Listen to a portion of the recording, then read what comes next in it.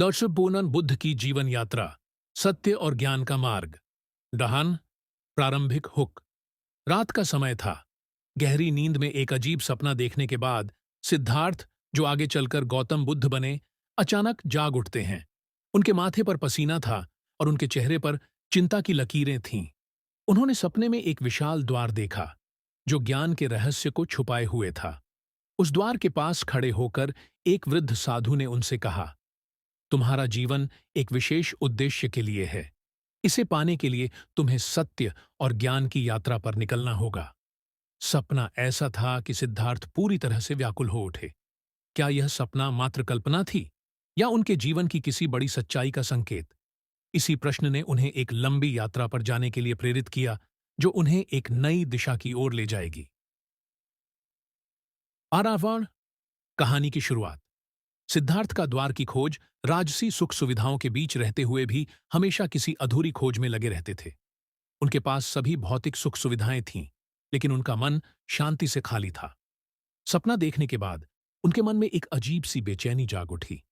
एक दिन उन्होंने निर्णय लिया कि वह अपनी इस बेचैनी का हल ढूंढने के लिए अपने महल को छोड़ देंगे। उन्हें बस एक ही सवाल सताता था, जीवन का असली अर्थ क्या है? उन्होंने एक साधारण वेश धारण किया और अपने घर, परिवार और वैभव को छोड़कर एक अनजानी यात्रा पर निकल पड़े। उन्होंने तय किया कि वे इस सवाल का उत्तर तब तक खोजते रहेंगे जब तक उन्हें शांति और सच्चाई नहीं मिल जाती। हार्मोनियल यात्रा का पहला चरण, तपस्या और ध्यान। सिद्धार्थ ने अपनी यात्रा शुरू की और कई सालों तक कठिन तपस्या की।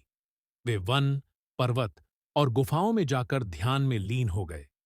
कई आर्षि मुनियों से मिले, जिन्होंने उन्हें विभिन्न प्रकार की साधनाएं सिखाईं, लेकिन किसी भी विधि से उन्हें उस शांति और सत्य का अनुभव नहीं हुआ जिसकी वे खोज कर रहे थे। वह धीरे धीरे यह समझने लगे कि तपस्या, जो शारीरिक कष्टों पर आधारित थी, उन्हें उनके असली प्रश्न का उत्तर नहीं दे पा रही थी। तभी एक दिन उन्होंने एक संगीतकार को वीणा बजाते देखा। वह संगीतकार अपने शिष्य को सिखा रहा था कि वीणा के तार बहुत ढीले भी नहीं होने चाहिए और न ही बहुत कसे हुए। यदि तार ढीले होंगे तो संगीत नहीं बनेगा, और यदि कसे होंगे तो टूट जाएंगे। इस छोटी सी घटना ने सिद्धार्थ को एक गहरे सत्य का अनुभव कराया। जीवन भी इसी प्रकार संतुलन में होना चाहिए। आरासुनन यात्रा का दूसरा चरण, मध्यम मार्ग की खोज। अब सिद्धार्थ ने मध्यम मार्ग का अनुसरण करने का निर्णय लिया। उन्होंने समझा कि न तो बहुत अधिक भोग विलास और न ही अत्यधिक तपस्या सही मार्ग है। उन्होंने एक शांत और संतुलित जीवन जीने का प्रण लिया। वह अब एक नए दृष्टिकोण के साथ आगे बढ़े। उनका उद्देश्य था कि वे किसी भी व्यक्ति की तरह साधारण जीवन जीते हुए भी आत्मज्ञान प्राप्त कर सकते हैं। वे एक छोटे से गांव में पहुंचे और वहां के लोगों के साथ मिलकर एक सामान्य जीवन जीने लगे। गांव के लोग उनसे प्रभावित थे और उनकी सरलता और शांति से प्रेरित होकर उनके शिष्य बनने लगे। यात्रा का तीसरा चरण, बोधि वृक्ष के नीचे ज्ञान प्राप्ति। सिद्धार्थ अब बोध गया के पास एक बड़े पीपल के पेड़ के नीचे ध्यान में बैठे। उन्होंने प्रतिज्ञा की कि वे यहां से तब तक नहीं उठेंगे जब तक कि उन्हें ज्ञान की प्राप्ति नहीं हो जाती।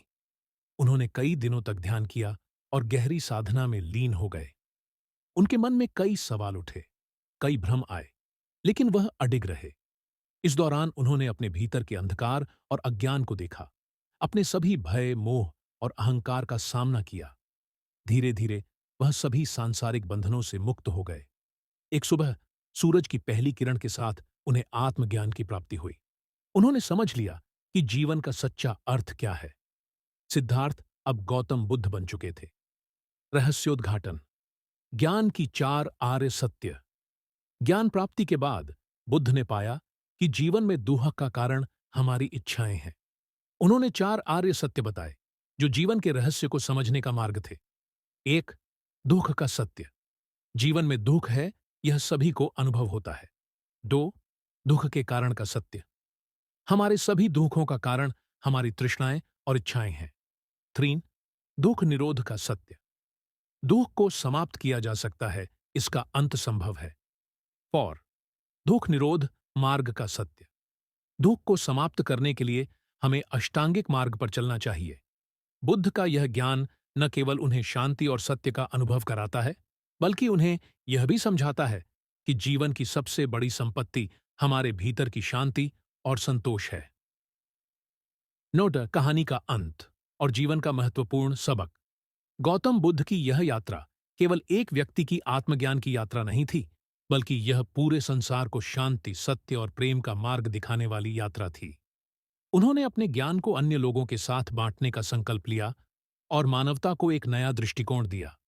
इस कहानी से हमें यह सीख मिलती है कि जीवन का असली सुख हमारे बाहरी संसाधनों में नहीं, बल्कि हमारे भीतर की शांति में है। बाहरी इच्छाएं और तृष्णाएं हमें केवल दुख और अशांति की ओर ले जाती हैं। यदि हमें सच्ची शांति प्राप्त करनी है, तो हमें अपने भीतर झांकना होगा और संतुलित जीवन जीना सीखना होगा।